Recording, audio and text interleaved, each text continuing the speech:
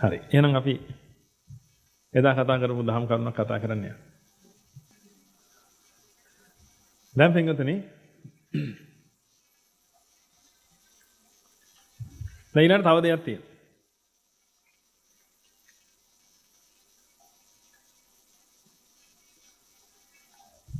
ඔබ සත්‍යයෙන් සත්‍ය ගලපලා කතා කරනවා නම්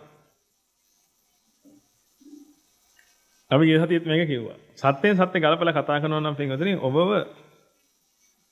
කාරණාවෙන් කාරණාව ඉස්සරහට අරන් ගිහිල්ලා චෙක්මේට් කරලා දෙන්න. හැබැයි සත්‍යයෙන් සත්‍ය ගලපන්න ඕනේ. ඒ සත්‍යයෙන් සත්‍ය ගලපනවා වගේම පින්වතුනි සත්‍ය පිළිගත්තාම දැන් එතනින් එහාට ඒ කටයුතු කරන්න නැත්නම් අපරාධ වෙන්න මහන්සි. දැන් ඔබ අපරාධ පරීක්ෂකයෙක් වෙලා ඉඳගෙන ඔබ මහන්සිලා අපරාධකාරය හොයාගන්න මාස 3ක් විතර තිස්සේ මහන්සි වෙනවා. ඊට පස්සේ නිදහස් කොට නිදහස් කරනවා නම් එහෙම උසාවියකින් ඒක නව. මොන හරි කාගේ හරි බලපෑමක් මත. දැන් ඔබට මොකද හිතෙන්නේ මේකද? අපරාධින් නේද මහන් දෙකල හිතෙන්නේ නැද්ද? අන්න ඒ වගේ මටත් හිතෙනවා. නැත්නම් ඔප්පු කර පෙන්නන්න පුළුවන් පින්වතුනි. මේ ඔබ දුක් විඳින කාරණා වෙන්නේ මෙන්න මෙහෙමයි කියලා හොඳට ඔප්පු කරලා පෙන්නන්න පුළුවන්. නමුත් ඒ ඔප්පු කරලා පෙන්නුවට පස්සේ ෂා නියමයි යම් කෙනෙක් කොත්තුවක් එහෙම කහලා යමු කියන ඒ මම එතනට එනවා නම් පින්වතුනි. ඉතින් අපරාධෙන පින්වතුනි මම මාන්සි වෙන්නේ. එතකොට නිකන් කියලාත් දැම්ම හැකි.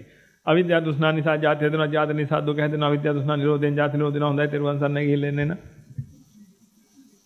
ඒත් බුදුබණ තමයි කිව්වේ මේක.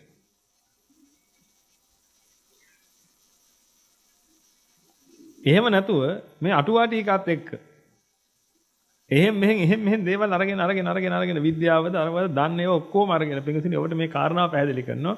කරුණෙන් කරුණ ගොඩනගාගෙන ගිහිල්ලා අන්තිමට ඔබට පෙන්නනවා මෙන්න මේ තියෙන කාරණාව කියලා. එහෙනම් මේ කාරණාව ඔබට තේරුම් ගන්න දැන් ඔබ විසින් ඔබගේ ජීවිතය වෙනස් කර ගැනීමේ පටිපාටියටපත් වෙන්න.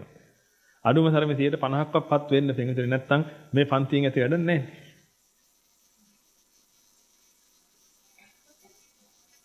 දැනට ඉතින් අපිට පන්තිය බොහොම සාර්ථකයි කියලා තේරෙනවා. මොකද හේතුව පිටින් හැමදාම අනගාരിക මහතුරු එනවා.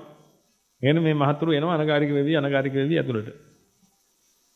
ඒක නිසා දැන් අපිට තේරෙනවා මේ වැඩසටහන සාර්ථකයි කියලා මේ කතර කරන දේශනාව සාර්ථකයි කියලා. ඔබ හරියට ඔළුව දාගෙන මේක අහන්න. ඔබට තවදුරටත් ওই ජීවිතේ ගත කරන්න වෙන්නේ නැහැ. ඒකයි වෙනදේ සත්‍ය තේරෙනවා කියලා කියන්නේ මහා පුදුම දෙයක්.